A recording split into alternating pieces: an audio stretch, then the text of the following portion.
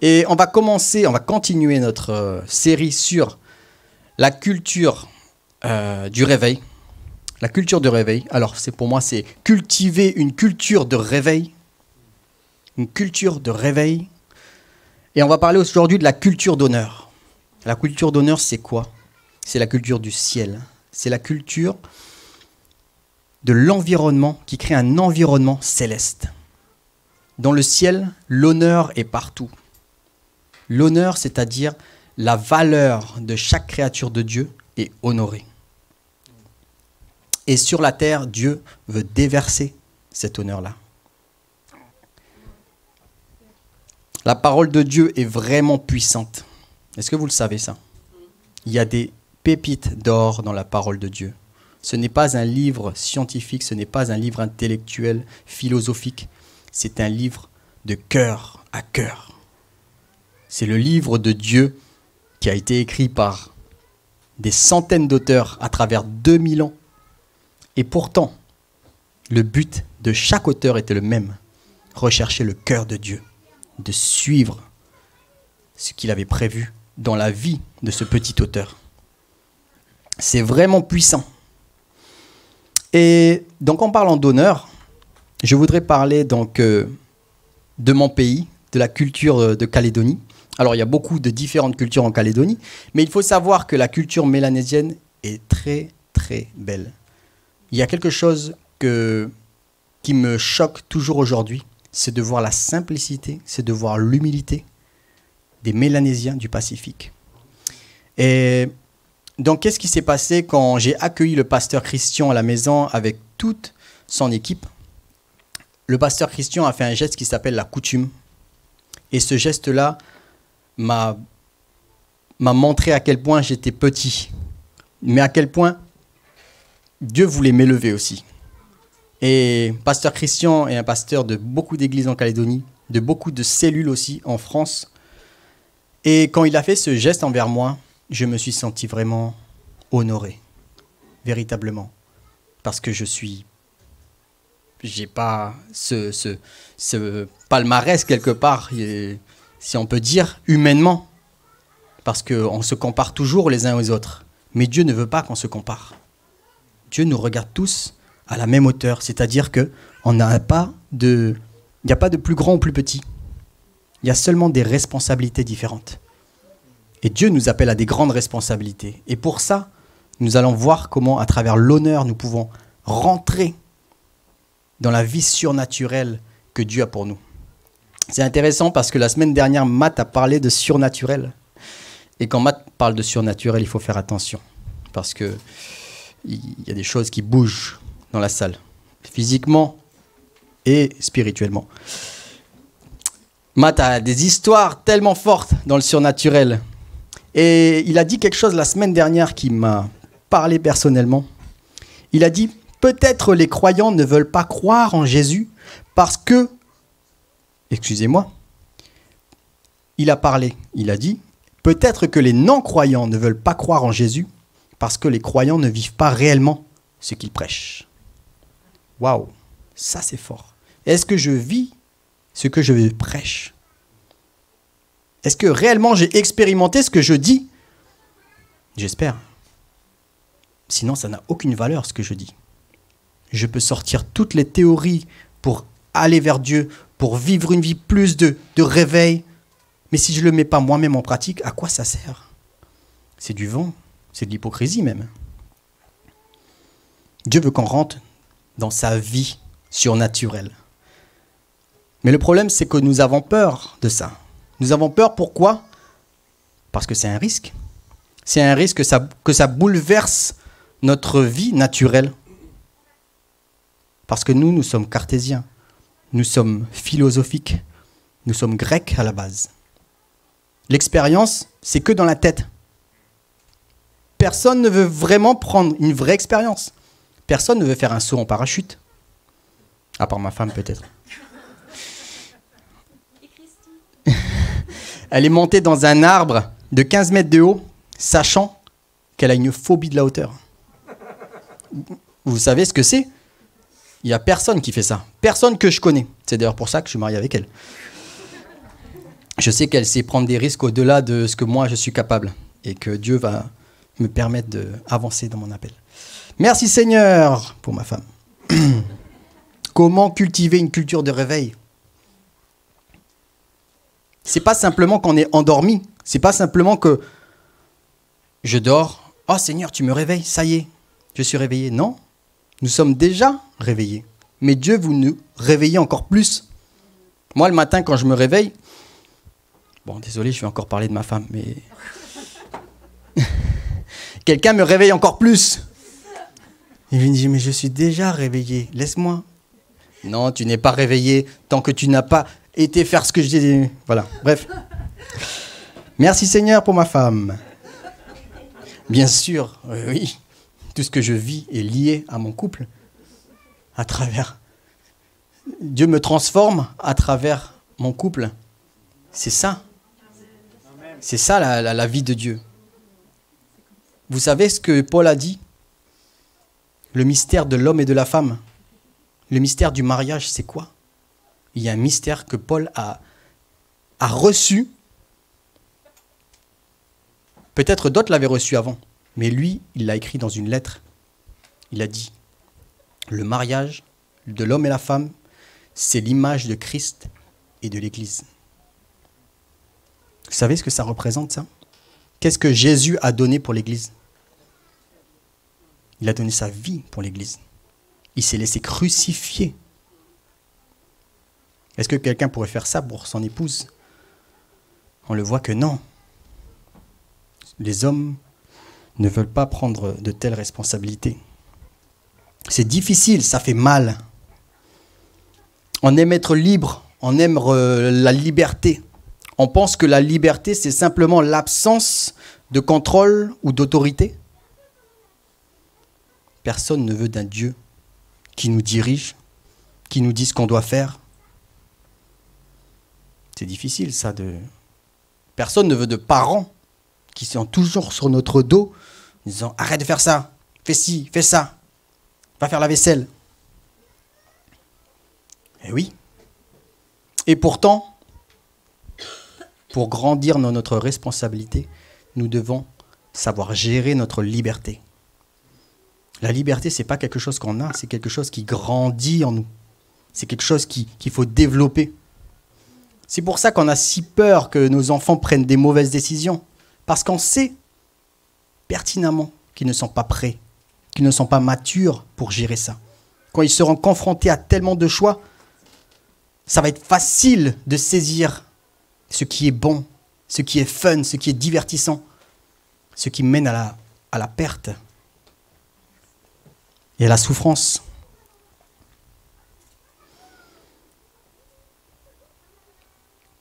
Le diable ne veut pas. Le diable ne veut pas qu'on ait la vie éternelle. Mais au-delà de ça, le diable veut détruire les relations. Parce qu'il y a une chose que le diable sait, c'est que les relations, c'est la chose la plus puissante que Dieu ait mis sur terre avec les êtres humains. La relation amène le royaume de Dieu. Dieu est relationnel. Dieu n'est pas une personne. Ça, c'est la révélation des évangiles. Dieu est une famille. Le Père, le Fils et le Saint-Esprit. 3 personnes unies depuis l'éternité. Le Père honore le Fils honore le Père, le Saint-Esprit honore le Père et le Fils. L'amour, c'est une famille d'amour. Jésus n'est pas venu sur terre parce qu'il était contraint. Le Père lui en a parlé. Jésus a pris la décision. Il a dit oui, c'est la seule solution pour sauver l'humanité. J'y vais. Je vais souffrir. Je vais me laisser percer les mains parce que j'ai créé. Pouvez-vous imaginer vos propres enfants qui vous coulent sur une croix? C'est inimaginable la décision qui a été prise pour sauver les enfants. Ces enfants. Le diable veut détruire nos relations. Il ne veut pas que le royaume de Dieu avance. Il veut détruire la liberté. Il veut nous emprisonner et nous dire, tu es libre. Enlève toutes ces relations qui te tirent, qui t'empêchent de devenir qui tu es. Je suis d'accord, il y a des relations qui nous détruisent. Mais il faut vraiment bien choisir. Il faut vraiment faire attention. Parce que nous allons voir que la liberté se préserve. Le plus important dans une relation, c'est la liberté. Et l'honneur va amener à la liberté. Le plus difficile, en fait, c'est quand on aime les personnes. Plus on aime une personne, et plus c'est difficile de la laisser libre. Pourquoi ? Parce que quand une personne prend une mauvaise décision, ça nous impacte directement. Moi-même, je le vis actuellement, dans ma propre famille. Pas ma famille personnelle, ma femme ou mes enfants, mais mon grand frère, avec mon père, en Calédonie. Oui, il y a vraiment quelque chose qui se passe là-bas. Et c'est très, très, très dur pour mon père et pour ma mère. Parce que mon frère prend des mauvaises décisions dans sa vie. Il y a beaucoup de difficultés, beaucoup de mal qui se passe. Et moi, la chose qui est dure pour moi, c'est de le laisser libre, en fait. Parce que si je ne le laisse pas libre, automatiquement, le jugement va arriver. Et qu'est-ce que fait le jugement ? Il va détruire la relation. Il détruit la relation. C'est pour ça que Jésus n'a dit « Ne jugez personne afin de ne pas être jugé ». On brise la relation et en plus, on tombe sous l'épée Damoclès qui est là sur notre tête. Nous ne devons pas rentrer dans ce jeu-là. La liberté. La liberté. Ça ne veut pas dire « fais ce que tu veux et je pars ». Non, ça veut dire « explique-moi pourquoi tu fais ça. Pourquoi tu es entré dans ce système. J'aimerais savoir, j'aimerais t'aider. Je vois que tu es mal. Et moi, ça me fait mal aussi. » La personne a besoin de savoir que ça te blesse, ce qu'elle fait dans sa propre vie. Et pas être égoïste.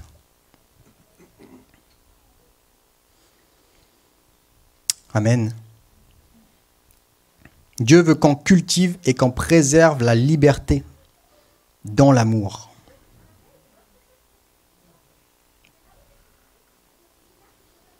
Dieu permet aux personnes d'être libres. Libre du contrôle, de la punition et de la peur. C'est ainsi que fonctionne son royaume. Sans la liberté, la responsabilité de chacun n'est pas basée sur l'amour, mais sur la peur. Quel est le grand ennemi de l'amour ?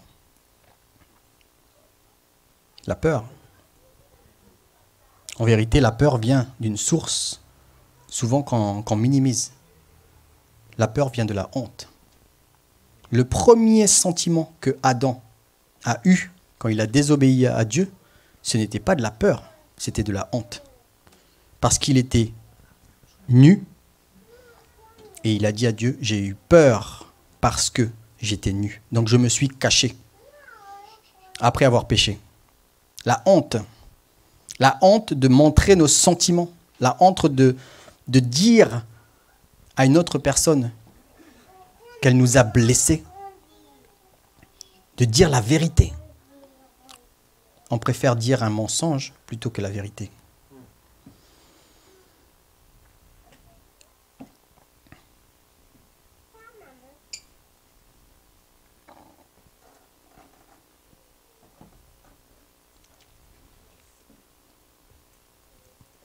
Honorer, c'est libérer la vie de Dieu dans une situation. C'est Bill Johnson qui a dit ça. Honore ton père et ta mère afin que tes jours se prolongent dans le pays que l'Éternel ton Dieu te donne. C'est intéressant parce qu'il y a deux versets qui pour moi me semblaient contradictoires quand j'y ai pensé il y a quelques jours. Le premier, je suis désolé, je vais vite, et c'est peut-être pas représentatif le PowerPoint de ce que je fais. Mais c'est dans Genèse, je crois. où Dieu dit « L'homme quittera son père et sa mère, s'attachera à sa femme, et les deux deviendront une seule chair. »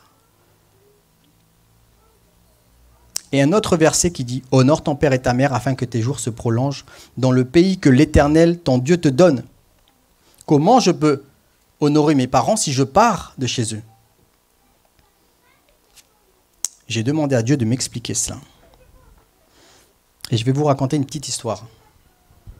Il y a 3 ans de ça, j'ai été confronté à un décalage, à un problème, à un défi avec mon propre père. Et donc, mon père était venu en vacances chez nous à la maison. Et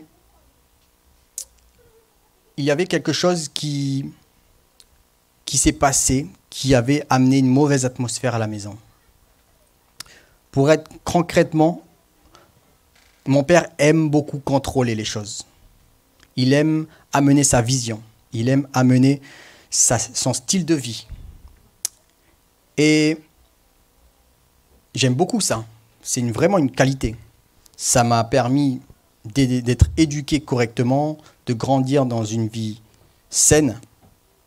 Sauf que là, c'était une situation différente maintenant. C'était ma famille et on l'accueillait chez nous. C'est-à-dire qu'il y avait comme un conflit d'autorité à la maison.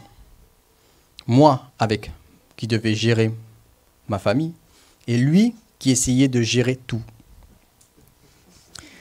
Peut-être que vous, ça ne vous fait rien du tout, mais spirituellement, Dieu m'a montré que c'était malsain.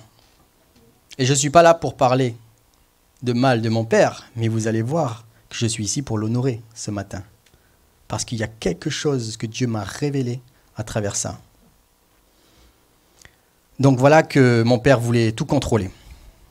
Alors il me disait, surtout pas à moi, mais surtout envers Théa, ça a été très difficile. Il voulait contrôler ce qu'on devait manger, les sorties qu'on devait faire, mon temps aussi. C'est-à-dire, je devais partir avec lui quand il voulait pour aller voir des amis à Hyundai, d'autres villes, loin, très loin en France. Il avait un planning, lui, qui était différent du mien. On n'en avait pas discuté. Et j'attendais qu'il le fasse, sauf que ce n'était pas vraiment son style d'approche. Mais c'était dur pour moi, là. Comment j'allais aborder le sujet avec mon père? Il y avait une atmosphère très mauvaise à la maison. La première fois que je ressens ça, et la première fois que je suis terrifié de ne pas savoir quoi dire à mon père. Pourquoi? Parce que j'ai jamais dit non à mon père. Jamais dit non à mon père. Je savais que si je disais non à mon père, la punition était là derrière. Pas une punition physique, une punition morale. Vous savez comment parfois les parents peuvent être très durs en nous privant des choses. Et donc, j'ai dit, Seigneur, aide-moi. On était dans la chambre, je me rappelle, avec Théa. Théa était très mal parce qu'elle se sentait vraiment humiliée de tout ça. Comme si qu'elle servait simplement à faire la cuisine et devait faire tout pour que ce soit correct. Et là, j'ai dit, Seigneur, qu'est-ce qu'il me faut pour aller parler à mon père? Qu'est-ce qu'il me faut pour ne pas le blesser? Le Seigneur m'a dit une chose. Tu dois avoir plus d'amour. Là, j'ai compris qu'en vérité, je n'aimais pas réellement mon père. Pas autant que Dieu voulait que je l'aime. C'était ça le problème. Oui. J'étais pas prêt à lui dire la vérité en face, dans l'amour. Mais je ne pouvais pas laisser la situation comme ça. Et donc, je suis allé vers mon père. Et je lui ai dit, papa, il faut qu'on parle. Est-ce que tu veux t'asseoir dehors? Tu veux boire quelque chose? Voilà. J'ai mis une atmosphère vraiment de sécurité. J'ai mis une atmosphère où la honte n'a pas de place. Parce que dans ce genre de situation, quand quelque chose est blessant, automatiquement la honte est là. La personne ne va jamais dire qu'elle a honte, sauf que sa réaction va le montrer. Une réaction souvent de rejet, elle va se sentir rejetée. Et donc, automatiquement, fermer les portes et ne plus entrer dans la saine communication. Sauf que j'avais lu La culture de l'honneur. Merci Seigneur. Ce livre est génial. Il a changé ma vie et ça a apporté la bénédiction dans toute ma famille. Il y a quelque chose qui était vraiment important là. Que je laisse la liberté. La liberté à mon père pour réparer la situation. Le rendre puissant pour libérer la vie. On ne fait très rarement ça. Quand une personne nous blesse, on ne le laisse très rarement la place pour réparer ce qu'il a fait. Pourquoi ? Parce qu'il y a des règles, et il faut suivre les règles. Si tu n'as pas respecté les règles, tu dois être puni. Et la punition, c'est quoi ? Je te juge, et en plus, j'enlève mon amour de ta vie. Je te prive de mon amour. Or, Dieu ne fait pas ça. Lorsqu'on pêche, est-ce que Dieu nous prive de son amour ? Non. C'est même le contraire. Il vient vers nous. Il nous enveloppe de son amour, réellement. Et c'est ce qui s'est passé. J'ai été voir mon père et je lui ai dit, tu sais papa, il y a vraiment une mauvaise atmosphère à la maison. Et je voudrais vraiment t'honorer aujourd'hui. Parce que je n'ai jamais eu le temps de discuter avec toi de tout ça. Et c'est la première fois que tu vois mon petit-fils, Joshua. C'était la première fois qu'il le voyait. Et je lui ai dit, papa, j'aimerais que tu reçoives l'honneur d'être grand-père aujourd'hui. Et il y avait mon fils à côté. Et je lui ai dit, reçois. Tu es grand-père maintenant.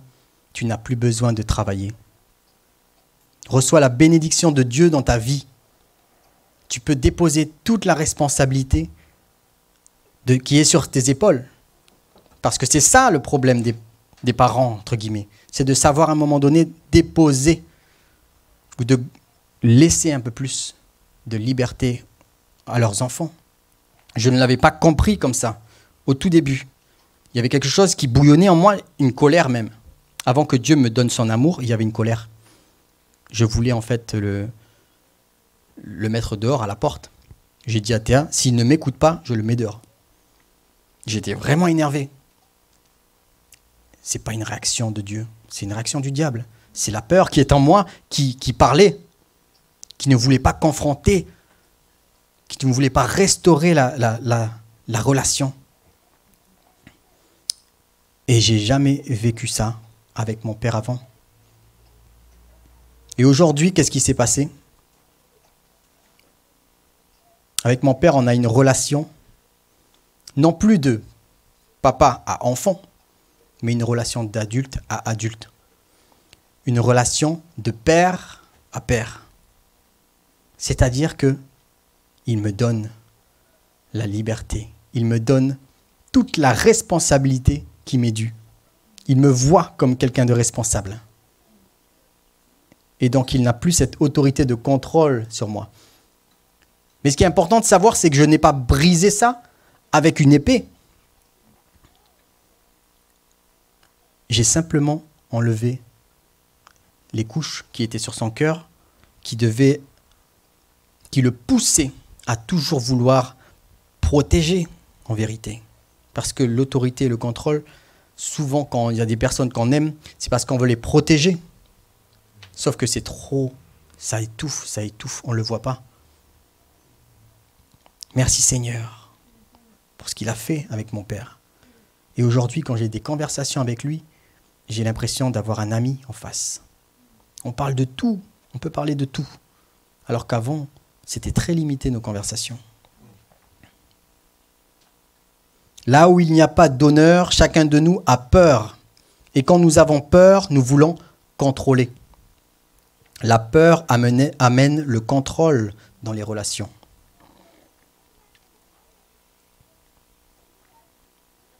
Ne laisse pas l'intégrité des autres définir ton niveau d'intégrité. Ne laisse pas la gentillesse des autres définir ton niveau de gentillesse. Ne laisse pas la sainteté des autres définir ton niveau de sainteté. Qui est le standard? C'est Jésus-Christ. C'est difficile, ça. C'est très difficile. Moi, j'ai beaucoup de problèmes sur la route. J'ai du mal à honorer les personnes sur la route. Je ne sais pas si vous êtes dans le même cas que moi. Seigneur, ça c'est diabolique. La route c'est diabolique. Réellement, ça fait sortir des caractères en moi. Pourtant, j'aime la paix. Je suis vraiment... Vous me connaissez, hein? Mais sur la route, des personnes me coupent la route. Et ça m'énerve. Réellement, ça m'énerve. Je dis, mais pourquoi tu fais ça? Tu avais 300 mètres pour être juste aller derrière moi, mais au dernier moment, je pars devant moi. C'est comme si qu'il avait dit, lui, je vais lui couper la route. Tu fais ça. À moi. Mais en vérité, c'est pas personnel. La personne est pressée, je sais pas. Bon, c'est le style de conduite à Marseille. Mais ma réaction vis-à-vis de ça, j'aime pas du tout. Et donc j'en ai parlé au Seigneur. J'ai dit, Seigneur, il y a un souci dans ma vie. J'aime pas ça, ça me blesse et je sais pas quelle réaction avoir. Et le Seigneur m'a répondu, il m'a dit, d'accord. Donc en fait, ce que tu fais, donc tu juges les personnes qui te coupent la route et tout ça. Alors ce que tu vas faire, au lieu de les juger maintenant, tu vas les bénir. Ok. Alors ce que j'ai fait, j'ai dit, Seigneur, ok, super, donc je roule. Et je prie, je dis, Seigneur, fais que personne ne me coupe la route aujourd'hui. C'était pas ce que Dieu voulait. Et donc, qu'est-ce qui s'est passé? Doublement de personnes qui me coupent la route. Presque un accident. Oh là là là là là là. J'ai dit, Seigneur, j'ai essayé de mettre en pratique ce que tu m'as dit. Et dans ma tête, je dis, ah oui, il faut que je les bénisse, Non. Bénis. Sois béni. Dans ma tête. Ça ne marchait pas. Je dis, Seigneur, tu me donnes des choses qui ne fonctionnent pas. C'est quoi? Et Dieu m'a dit, il y a un problème là. Je t'ai pas dit, il fallait le dire à haute voix. Mais pourquoi à haute voix? Mais parce que le diable, il s'en fiche de tes pensées. Le diable, il ne sait même pas ce qui se passe dans nos têtes. Vous savez ça? Il n'y a que Dieu qui sait ce qui se passe là-dedans. Le diable, il nous connaît par cœur. C'est ça, le truc. Il n'a même pas besoin de savoir nos pensées, il sait déjà ce qu'on va faire. Mais Dieu connaît nos pensées. Et donc, quand on doit chasser quelque chose, nous devons le chasser avec la parole de notre bouche. Moi, je ne suis pas quelqu'un qui aime bien prier à haute voix, en fait. Pas que prier, mais proclamer des choses comme ça. Surtout seul dans la voiture, c'est bizarre de bénir des personnes. Les gens vont me regarder. Ça va, toi? On est à Marseille, ça va. Je parle tout seul, c'est normal. J'ai commencé à le faire. Et là, c'était puissant. Réellement. Des personnes me coupaient la route. Sois béni! Sois béni! Je le répétais jusqu'à que les pensées mauvaises s'en aillent. Sois béni! Je préfère être fou aux yeux des hommes plutôt que rentrer dans ce cercle diabolique qui est les mauvaises pensées. Ça me ruine. Je déteste ça. Je déteste ça, pourquoi? Parce que la sainteté de Dieu habite en moi. Plus on se rapproche de Dieu, plus on reçoit de sa sainteté et plus on voit les petites choses noires qui sont là. C'est sale, c'est mauvais, ça sent mauvais. Je veux plus, c'est la poubelle. Merci Seigneur. C'est puissant. C'est vraiment puissant quand Dieu nous révèle des choses comme ça et qu'on le met en pratique.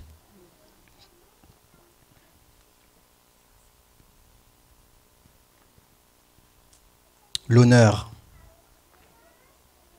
Vous savez, on peut même honorer des personnes qu'on ne connaît pas. Moi, ce que j'ai fait là, j'ai béni la personne que je ne connaissais même pas. C'est puissant. Je ne sais pas si elles ont reçu quelque chose.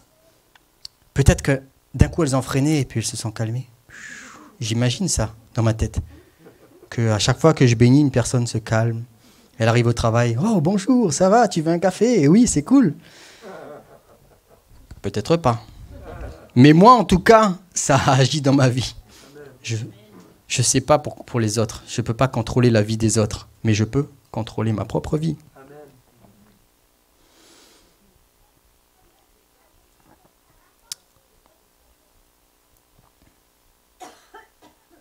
Dieu nous a créés libres de choisir de l'aimer ou pas. Dieu a pris un grand risque en mettant l'arbre de la connaissance du bien et du mal dans le jardin. Bien au centre en plus. C'était le seul moyen pour qu'Adam et Ève soient libres d'aimer Dieu et de protéger cette relation. Donc le but de Dieu, c'était de protéger la relation avec Adam et Ève.